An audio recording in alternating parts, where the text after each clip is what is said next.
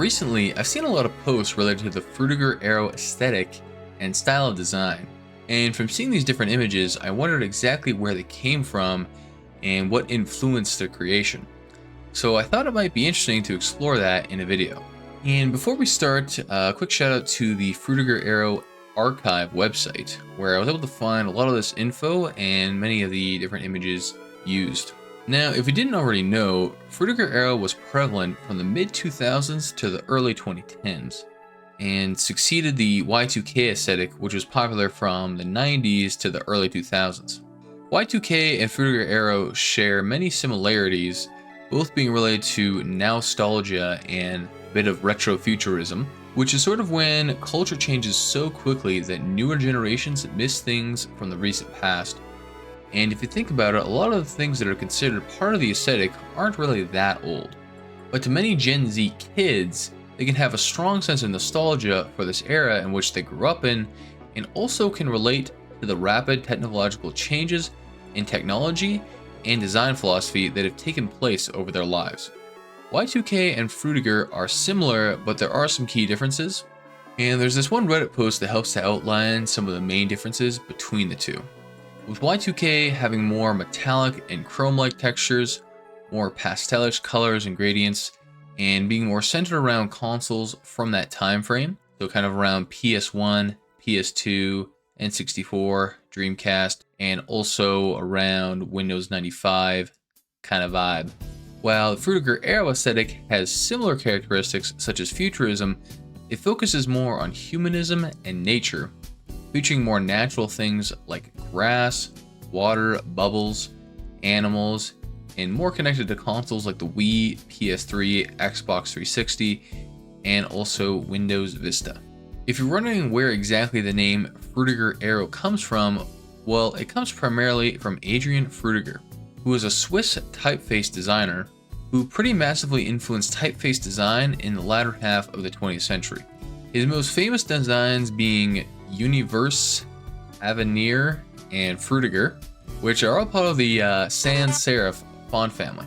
And if you don't know what sans serif is, it's basically any typeface that doesn't have a serif in it, which are those little extra stroke things on the end of letters.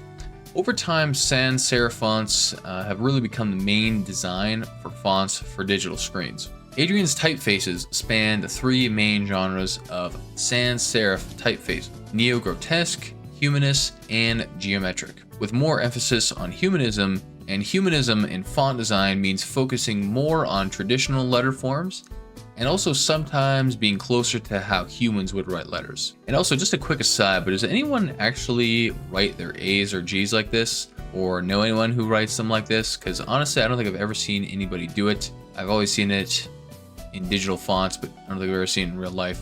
But that aside, this focus on humanism in the typeface can also be tied to the themes of humanism in the Frutiger Aero aesthetic. And as I mentioned earlier, there's also the Aero part, which comes from the Windows Aero design style, which actually stands for authentic, energetic, reflective, and open.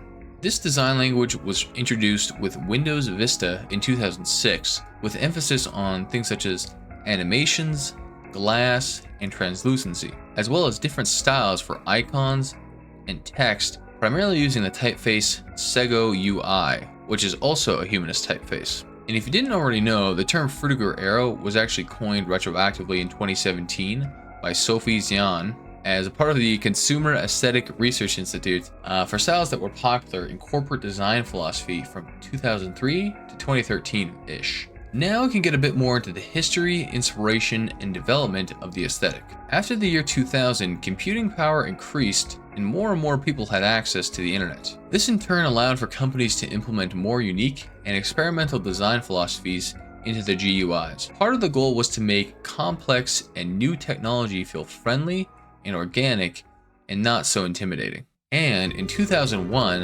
Microsoft released Windows XP, which featured a much more vibrant and colorful look and design when contrasted with the previous versions of Windows, such as Windows 98. The OS also typically came with a famous desktop wallpaper called Bliss, which is a photo of a cleared out vineyards rolling hills taken near Sonoma, California in 1996 by Charles O'Rear. And it's not hard to imagine that Bliss and its aesthetic very likely influenced the themes of grass, skies, nature, and vibrant colors that are present in the Frutiger Aero aesthetic. Around the same time of 2001, Apple released macOS X 10.0, which had the Aqua theme, and it, quote, was themed to replicate water with droplet-like components and heavy use of reflective effects and translucency. Its goal was to incorporate color, depth, and complex textures into a visually appealing interface in macOS applications. It's also commonly sourced that the Frutiger Aero aesthetic was inspired by some 90s video games. Often, the Echo the Dolphin series of games is sourced, with its abundance of water, nature, and aquatic life inspiring parts of the aesthetic. But the question still remains, where do these Frutiger Aero images come from? Most of these images are actually stock images created by various companies, and a lot of them are different renderings or illustrations and not real locations. One of the earliest examples of this is from a group called Orion Press, which released these compilations of stock images called Tomorrow,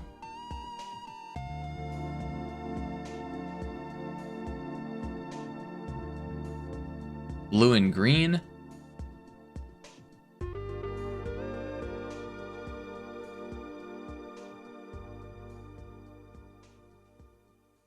and Pure.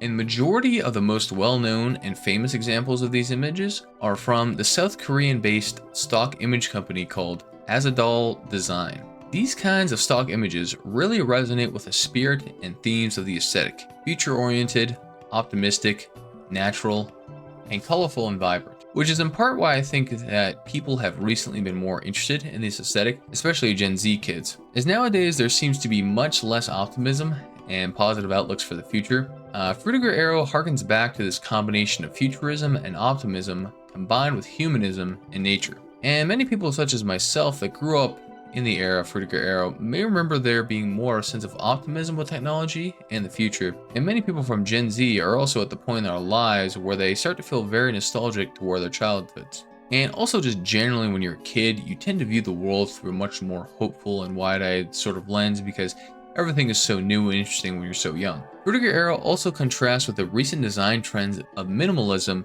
and brands oversimplifying their designs. The aesthetic just overall provides a nice contrast of optimism, technology, and nature intersecting and flourishing together for a better future. Whereas nowadays it feels like the future is viewed much more pessimistically, and it feels like nature and technology are at odds, with the issues of things like AI and data centers, and also just the corporatism of modern tech, and also the bleakness of the modern world when compared to the vibrant colors and blooming optimism of the Frutiger Aero aesthetic. It can also invoke feelings of nostalgia for this era of design and retrofuturism, as well as leaving us thinking of what could have been. Now, one thing I will say about this is I don't think it's too good to always get stuck in this way of thinking of what could have been and as the past being so much better, as I think it can be an unhealthy way of thinking. Plus, it's not like there aren't currently a lot of beautiful landscapes that fit this aesthetic today, and you can always boot up a Wii or an Xbox or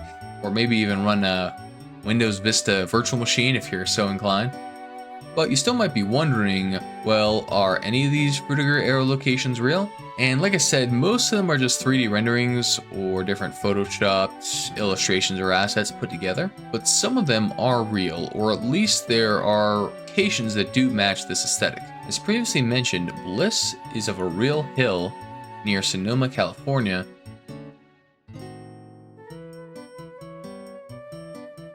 And some current examples would be places such as Bosco Verticale in Milan, Italy, various different spur bank locations throughout Russia,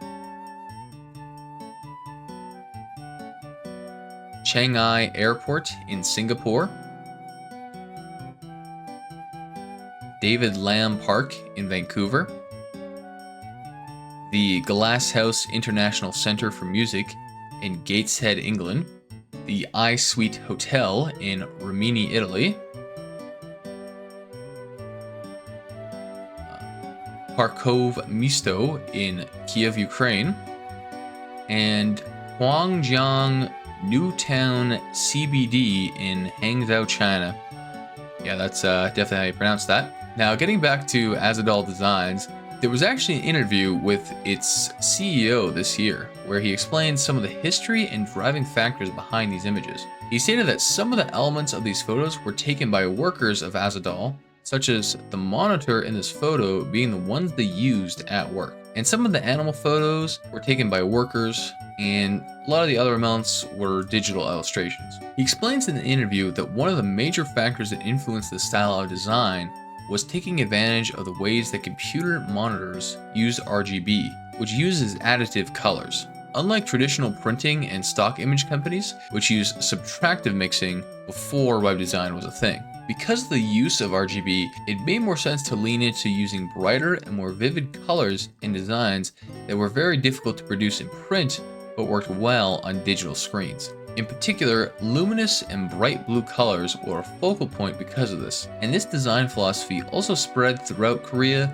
and Japanese web designers of the time. As the CEO explains, quote, "The possibilities kept expanding. Korean web designers increasingly gather on our site because we provided such a wide range of resources. We would separate illustrations, infographics, photographs, and other elements into editable layers and sell them as what we called editable images. When users opened the files, everything from water droplets to monitors, fish, and globes was all separated into layers, allowing them to freely recombine and reuse elements. The response was explosive. There were many visual styles, but among them we increasingly began creating images that felt highly futuristic and digital. Visual worlds of fantasy, imagination, and reality seemed to blend together." Further adding to the Frutiger Aero aesthetic was the introduction of the iPhone in 2007. iPhone featured various elements of Frutiger Aero, but one of the things that it helped to expand upon was the concept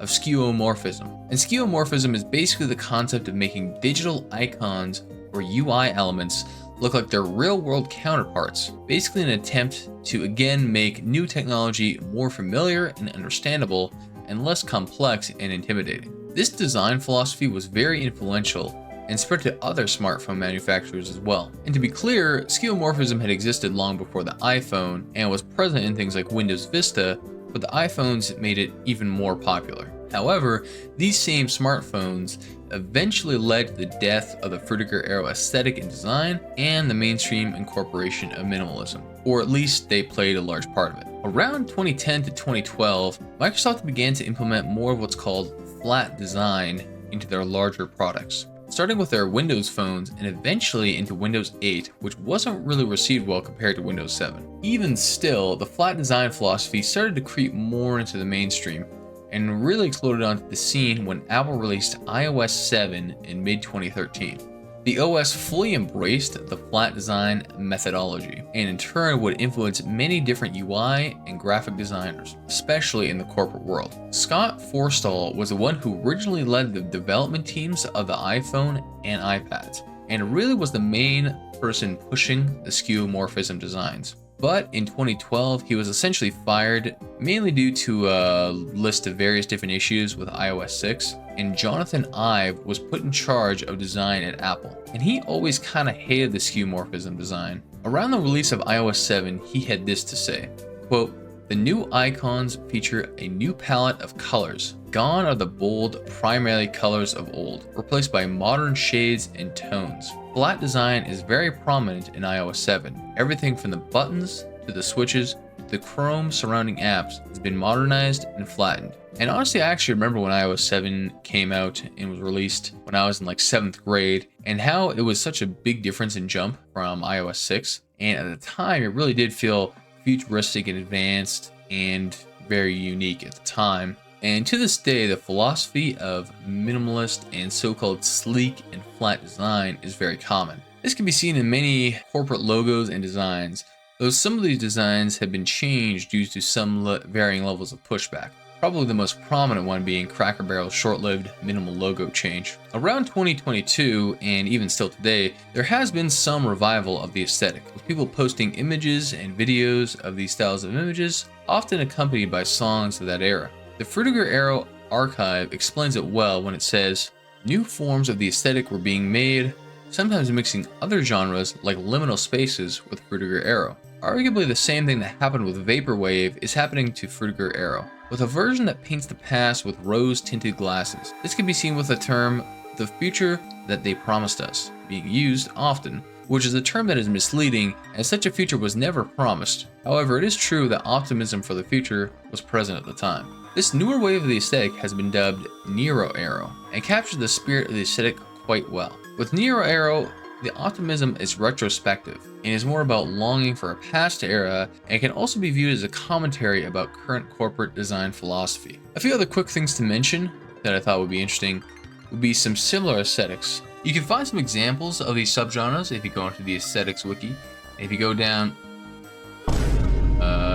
if you go to Frutiger Aero, you can find some of the subgenres down here, such as Dark Aero, which takes elements of Frutiger Aero but uses darker color palettes and uses black as the primary color. The aesthetic uses auroras, gloss, aero glass, black piano finish, and futuristic designs. It also utilizes different textures like graphite, obsidian, dark cement, metal, and various other dark textures. There's also Dorphic, also known as Sunshine Polypunk, which is related to Frutiger Aero, but a bit more minimalistic and features stark white, usually accented with bright oranges and gray.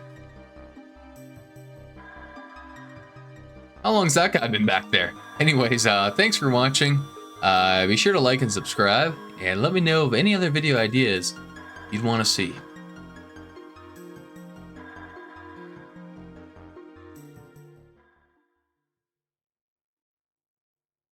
No, I don't really. That's the way we wash our hands. Blah, blah, blah.